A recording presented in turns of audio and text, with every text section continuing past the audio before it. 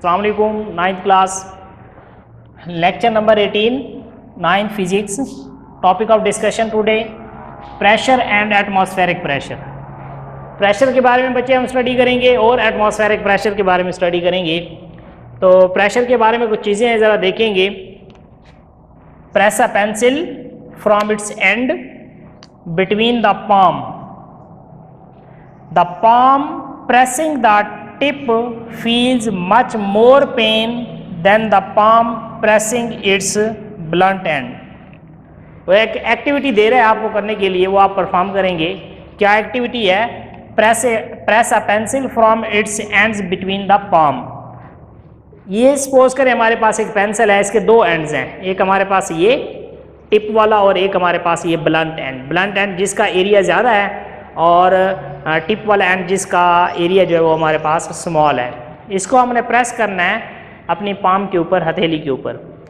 तो वो कहता है कि जो इसका ब्लंट एंड है, जिसका क्रॉस सेक्शन एरिया ज़्यादा है, उस पर आप फोर्स लगाएंगे, प्रेस करेंगे तो आपको मच मोर पेन नहीं होगा as compare to its tip and.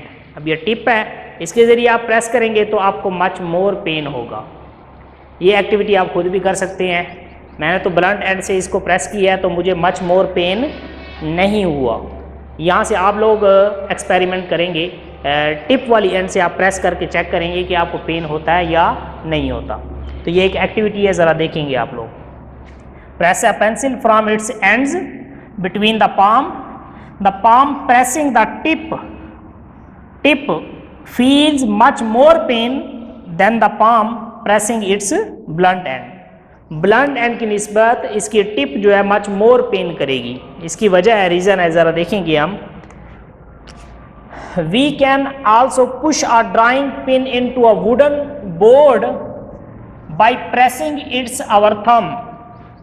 हाँ जी, स्कूल कॉलेजेस में क्लास के अंदर जो नोटिस बोर्ड होता है उसके ऊपर किसी किस्म की कोई इन्फॉर्मेशन को जब डिस्प्ले किया जाता है तो उसको उस वुडन बोर्ड के अंदर एक ड्राइंग पिन के साथ प्रेस किया जाता है। उस नोटिस को प्रेस करने के लिए हम एक ड्राइंग पिन इस्तेमाल करते हैं। उसके भी दो एरिया होते हैं, एक होता है मच मोर, आप ये कह सकते हैं कि टिप उसकी, और दूसरा होता है ब्लंट। ब्लंट एंड से आप क्या करते हैं, अपने थंब के ज़रिए फोर्स लगाकर उसको उस बोर्ड के अंदर प्रेस करते हैं। तो हम ब्लंट एंड से क्यों फोर्स लगाते हैं, हम टिप वाली एंड को क्यों प्रेस करते हैं? क्योंकि जो टिप वाली एंड है उसका जो एरिया है वो स्मॉलर है। जब एरिया स्मॉलर होगा तो आप फोर्स अप्लाई करेंगे तो इफेक्टिवनेस उसकी क्या होगी, ज़्यादा होगी। यहाँ पर भी डिस्कस करेगा कि it is because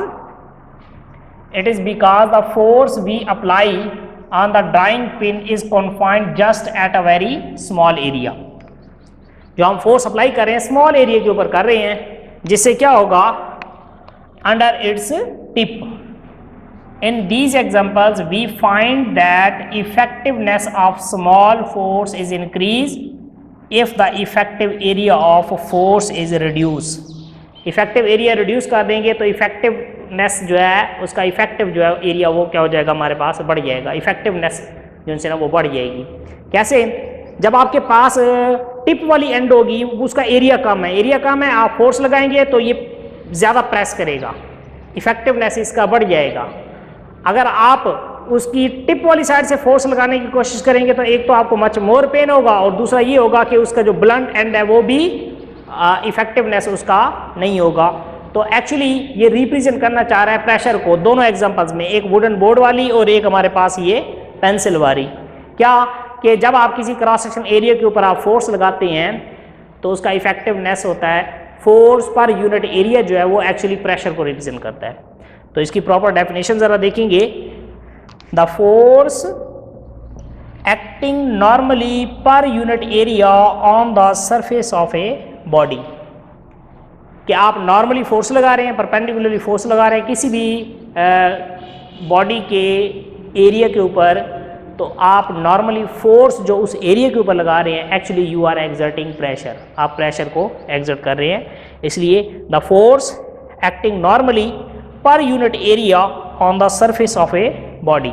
force acting normally per unit area on the surface of a body is called pressure, जिसे हम क्या कहेंगे, प्रेशर कहेंगे। अब मैथमेटिकली इसको देखते हैं ज़रा कि pressure P is equal to force over area. Force जो आप एग्जर्ट कर रहे हैं, अप्लाई कर रहे हैं, और एरिया उस ऑब्जेक्ट का होगा जिस पर आप वो फोर्स अप्लाई कर रहे हैं। तो P is equal to F over A, force per unit area.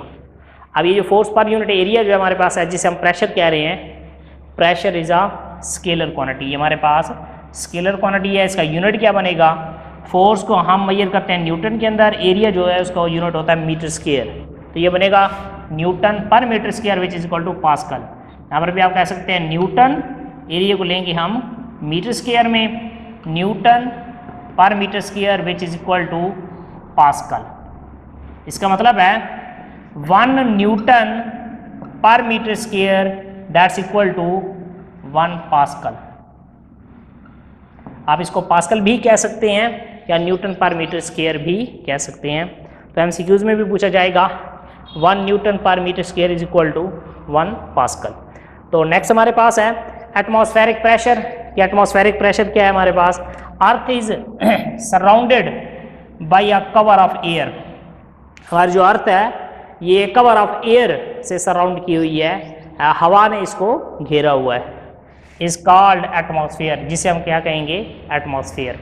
Air is earth is surrounded by a cover of air, जिसे हम क्या कहेंगे, atmosphere. It extends, mean atmosphere extends to a few 100 kilometre above sea level.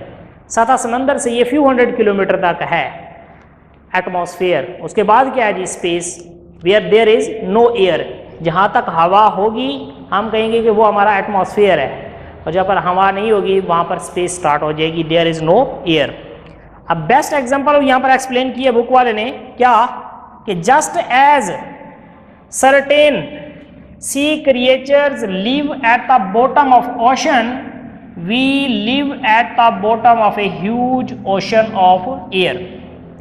जैसे समुद्री मखलूक, sea creatures lives at the bottom of ocean, समंदर के bottom में रहती है, समंदरी मखलूक समंदर के बॉटम में रहती है, उनके ऊपर सारा वाटर होता है, पानी होता है। हम हवा के समंदर में रहते हैं, हम अर्थ के ऊपर टेक प्लेस करते हैं, तो हमारा अर्थ जो है सारी हवा से कवर्ड है। तो इसका मतलब है हम हवा के समंदर में रहते हैं। We live at the bottom of a huge ocean of air, हवा के ह्यूज ओशन ऑफ एयर में हम रहते हैं। Air is a mixture of gases, the density of air in the atmosphere is not uniform. हवा की density uniform नहीं है, जगह के चेंज करने से, प्लेस के चेंज होने से एयर की डेंसिटी कम या ज़्यादा होती है। तो मीन एक जैसी नहीं रहती, यूनिफॉर्म नहीं रहती, बल्कि चेंज होती रहती है, वेरी होती रहती है, जिस पर हम ये कह सकते हैं कि अगर एयर की डेंसिटी चेंज हो रही है तो इसका मतलब एटमॉस्फेयर चेंज हो रहा है। तो हर एक जगह का जो एटमॉस्फेयर होता है वो डिफरेंट होता है। It decreases continuously as we go up, जैसे जैसे आप ऊपर की तरफ जाएंगे एटमॉस्फेयर, हवा की डेंसिटी डिक्रीज होती जाएगी। It decreases as we go up. इसकी क्या वजह है जी, क्योंकि जैसे जैसे हवा गर्म होती जाएगी, हल्की होती जाएगी, ऊपर की तरफ जाएगी, और जो मच डेंसर एयर होगी वो उसकी जगह टेक प्लेस करेगी। तो इस सिंपल वे में आप ये कह सकते हैं कि किसी भी जगह का एटमॉस्फेरिक प्रेशर अगर आपको पता है, देन आप उस जगह की सी लेवल से हाइट को मेजर कर सकते हैं।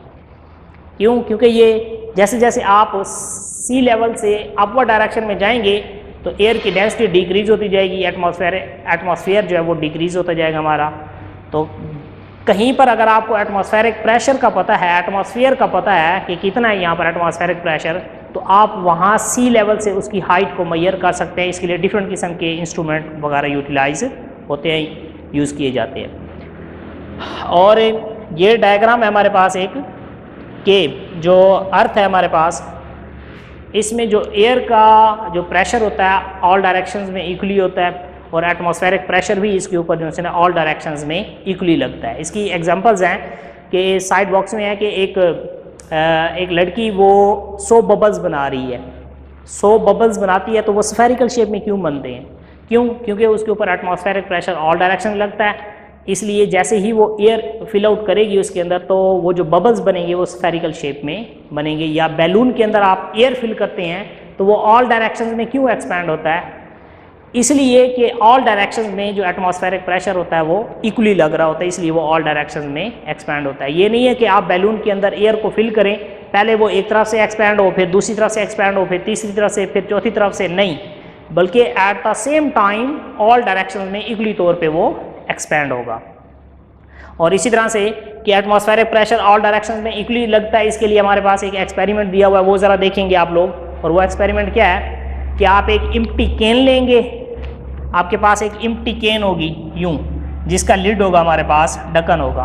आप लिड को ओपन करने के बाद उसके अंदर वाटर पुट करेंगे, पानी को पुट करने के बाद आप उसको फ्लेम के ऊपर रख देंगे वाटर को हीटअप करने के लिए। जैसे ही वाटर हीटअप होगा, बॉयल होना शुरू हो जाएगा, आप उस कैन को उतारें और उसका आपने क्या करना है, लिड को क्लोज करना है। लिड क्लोज करने के बाद आपने उसको वाटर टैप के नीचे रख देना है। जैसे ही ठंडा पानी इसके ऊपर जाएगा, इसमें से जो स्टीम वगैरह वो हमारे पास निकल जाती है, पहले जो एयर होती है वो स्टीम के साथ एस्केप आउट हो जाती है, बाहर निकल जाती है। और बाकी जो स्टीम होगी, जैसे ही उसके अंदर कंडेंस होगी तो उसमें एम्प्टी स्पेसेस आ जाएंगी, जगह आ जाएगी, मतलब उस वाटर के अंदर एम्प्टी स्पेसेस हो जाएंगी। अब वो एम्प्टी स्पेसेस एटमॉस्फेरिक प्रेशर की वजह से पिचक जाएगी, वो जो हमारे पास केन है वो स्क्वीज्ड हो जाएगी, क्योंकि ऑल डायरेक्शंस में क्या लगेगी, फोर्स लगेगी, जिससे वो स्क्वीज हो जाती है। इसी तरह से एक और एग्जांपल ये ले सकते हैं कि हम जो ये जूस वगैरह इनहेल करते हैं स्ट्रॉ के ज़रिए, हम तो जैसे हम जूस को इनहेल कर रहे होते हैं स्ट्रॉ के ज़रिए, जैसे ही हम उसको जूस को इनहेल करते हैं तो वो जो डब्बा होता है हमारे पास वो पिचक जाता है, ऐसे स्क्वीज़ हो जाता है।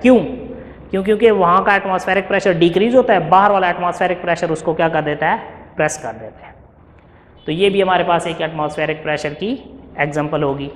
इसी तरह से आप रेलवे स्टेशन के ऊपर जाते हैं, कहते हैं कि जी जो हमारे पास रेलवे स्टेशन पे जो पॉइंट होता है जहाँ पर गाड़ी आके रुकती है, वहाँ पर आपको करीब से नहीं खड़े होना चाहिए, क्योंकि हो सकता है गाड़ी की स्पीड बहुत ज़्यादा हो। जब गाड़ी की स्पीड बहुत ज़्यादा होगी, एटमॉस्फेरिक प्रेशर वहाँ का कम हो जाएगा, बाहर वाला एटमॉस्फेरिक प्रेशर हो सकता है कि आपको गाड़ी की तरफ प्रेस कर दे। तो मीन ये एक डेंजर होता है, ख़तरा होता है।